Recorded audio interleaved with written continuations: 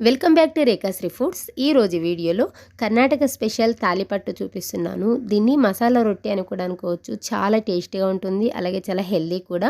చాలా ఈజీగా ప్రిపేర్ చేసేసుకోవచ్చు. ఇంకా ఈ ప్రాసెస్ని ఎలా ప్రిపేర్ చేసుకోవాలో చూద్దాము.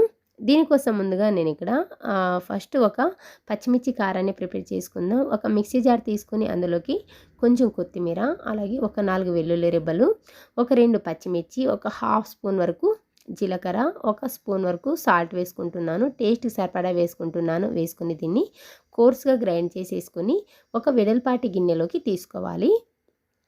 నెక్స్ట్ ఇందులోకి ఆకుకూరలను యాడ్ చేసుకుందాం. సన్నగా తరిగిన ఉల్లికాడలు ఒక కప్పు తీసుకున్నాను. అలాగే సన్నగా తరిగిన సోయాకు ఒక కప్పు. ఈ విధంగా సన్నగా తరిగి వేసుకోండి, ఈవెన్గా మిక్స్ అయిపోతుంది. ఆ తర్వాత తరిగిన పాలకూర ఒక కప్పు. నెక్స్ట్ ఇందులోని ఒక హాఫ్ కప్పు వరకు మెంతి ఆకు కూడా వేసుకుంటున్నాను. అలాగే తరిగిన ఉల్లిపాయ పెద్ద సైజు ఒకటి, తరిగిన క్యారెట్ ఒకటి. ఈ విధంగా సన్నగా తరిగి వేసుకోండి. వేసుకుని వీటన్నిటిని కూడా అదే బౌల్లోకి తీసేసుకోవాలి. ఇంకా ఇందులోకి కీరా ఉంటే మీ దగ్గర దాన్ని కూడా సన్నగా తురిమి వేసుకోండి, టేస్ట్ బాగుంటుంది. ఈ విధంగా అన్నిటిని కూడా వేసుకున్న తర్వాత నెక్స్ట్ ఇందులోకి ఒక 2 కప్పుల వరకు బియ్యం పిండి, అలాగే 1 కప్పు జొన్న పిండి. నెక్స్ట్ ఇందులోని ఒక పావు కప్పు వరకు శనగపిండి వేసుకోండి, టేస్ట్ బాగుంటుంది. వేసుకున్న తర్వాత ఇదంతా కూడా చేత్తోని బాగా మిక్స్ చేసుకోవాలి. ఇలా మిక్స్ చేసుకోవడం వల్ల ఉల్లిపాయలో ఉన్న వాటర్, అలాగే ఆకుకూరలో ఉన్న వాటర్ అనేది రిలీజ్ అవుతుంది.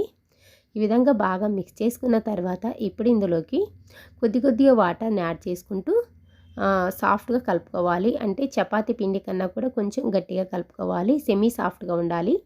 ఇలా అన్నీ ఒకేసారి ఆ వాటర్ అనేది వేసుకోకుండా కొద్దిగా వేసుకుంటూ ఈ విధంగా సెమీ సాఫ్ట్గా ఉండేలాగా కలిపేసుకుని పక్కన పెట్టేసుకోండి. ఆ తర్వాత ఒక చపాతీ పీట తీసుకుని అలాగే దీని మీదకి ఒక బటర్ పేపర్ లాంటిది తీసుకున్నాను. నేనైతే ఇక్కడ ఓలిగా కవర్ తీసుకున్నాను. తీసుకున్న తర్వాత దీనికి ఆయిల్ని బాగా అప్లై చేసుకోవాలి. ఆయిల్ని కొంచెం ఎక్కువగానే అప్లై చేసుకోండి, లేదంటే మనం ఒత్తుకునేటప్పుడు పిండి అనేది అతుక్కుని పోతుంది. ఈ విధంగా బాగా అప్లై చేసుకున్న తర్వాత ఒక పెద్ద సైజ్ బాల్ అంత పిండి తీసేసుకుని రౌండ్గా చేసేసి బటర్ పేపర్ మీద పెట్టుకుని ఒత్తుకోవాలి. ఇలా ఒత్తేటప్పుడు క్రాక్స్ వస్తూ ఉంటాయి. ఈ విధంగా అడ్జస్ట్ చేసుకుంటూ మంచి షేప్ వచ్చే విధంగా ఒత్తుకోవాలి. చూసారే విధంగా ఇందులోకి ఉల్లిపాయలు వేసాం కాబట్టి ఆటోమేటిక్గా కొంచెం క్రాక్స్ అనేవి వస్తూ ఉంటాయి. ఈ వీడియో క్లిప్లో చూపిస్తున్న విధంగా కొంచెం అడ్జస్ట్మెంట్ చేసుకుంటూ ప్రాపర్ షేప్ వచ్చేలాగా ఒత్తుకోవాలి. ఈ విధంగా ఒత్తేసుకుని ఇప్పుడు దీన్ని పక్కన పెట్టేసుకోండి. ఆ తర్వాత స్టవ్ మీద ఒక ప్యాన్ పెట్టుకుని ప్యాన్ని బాగా హీట్ చేసుకోవాలి. బాగా హీట్ అయిన తర్వాత ఇందులోకి 1 స్పూన్ వరకు ఆయిల్ వేసుకుని ఈ వీడియో క్లిప్లో చూపిస్తున్న విధంగా కవర్ సపోర్ట్తో క్లిప్ చేసుకోవాలి. కవర్ వేసిన తర్వాత వెంటనే కవర్ తీయకూడదు. ఒక 10 సెకండ్స్ తర్వాత తీయండి. పిండి అనేది కవర్కి అతుక్కోకుండా నీట్గా వస్తుంది.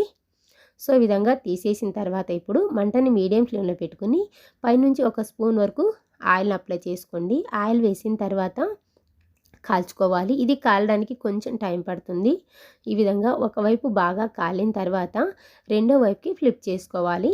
సో ఈ విధంగా రెండో వైపు కూడా బాగా కాలిన తర్వాత తీసేసుకోవడమే, అంతే. చాలా ఈజీగా చేసుకోవచ్చు. ఇదే విధంగా మిగతా వాటన్నిటిని కూడా చేసేసుకోవాలి. ఎప్పుడైనా మా ఇంట్లో వెజిటేబుల్స్ కానీ లేదా ఆకుకూరలు కానీ ఇలా మిగిలిపోయినప్పుడు ట్రై చేసి చూడండి. చాలా టేస్టీగా ఉంటుంది, హెల్దీ కూడా కదా. తప్పకుండా ట్రై చేయండి. దీన్ని కొబ్బరి చట్నీతో తిని చూడండి, టేస్ట్ అయితే సూపర్గా ఉంటుంది. ఈ రెసిపీ నచ్చితే లైక్ చేసి అలాగే సబ్స్క్రైబ్ చేసుకోవడం మాత్రం అస్సలు మర్చిపోకండి. Thank you.